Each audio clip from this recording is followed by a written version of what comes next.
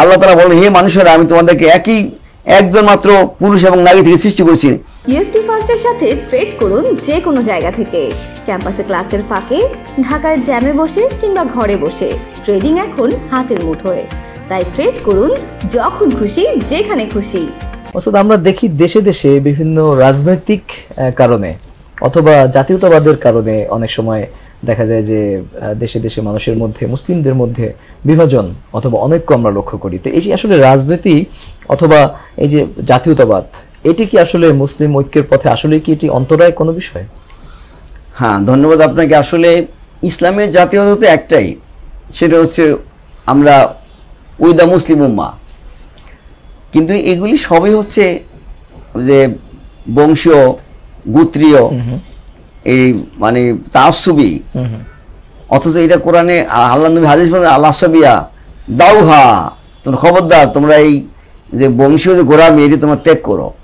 নবীজি বলে দিয়েছেন যে কালোর উপর সাদা, সাদার উপর কালো করে মর্যাদা নাই, বড় মর্যাদা মাফ করে হচ্ছে ইন্নামা আকরামাকুম ইনদাল্লাহি আতকাকুম, তাকওয়া।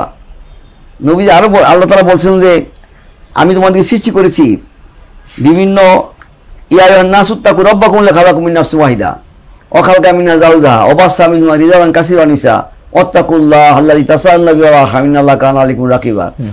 আল্লাহ তাআলা যখন জাতীয়তার ভিত্তি এখানে বলেই দিয়েছেন যে মানুষেরা তোমরা সেই আল্লাহকে ভয় করো যে আল্লাহ তোমাদেরকে একই প্রাণ থেকে সৃষ্টি করেছেন তোমাদেরকে, আর তার থেকে সৃষ্টি করেছেন তার স্ত্রী হাওয়াকে।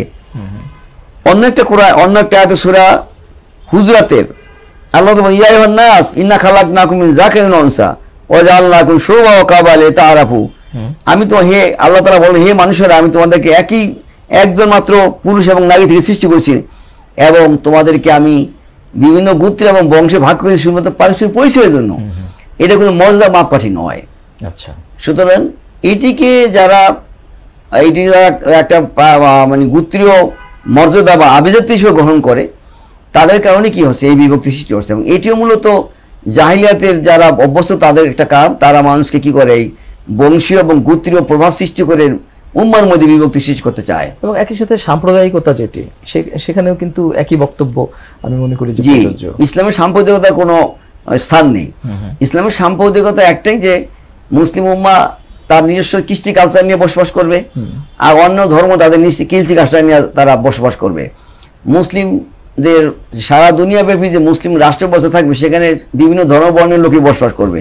সেখানে প্রত্যেকটা ধর্ম বর্ণের লোক তার ধর্মীয় অধিকার নিশ্চিতভাবে তার ভোগ করবে। একই ধর্মের লোক অন্য ধর্মের উপর কোনো ধর্মীয় কারণ ব্যতীত সামাজিক বা রাষ্ট্রীয় কারণ তারা কোনো প্রাধান্য পাবে না।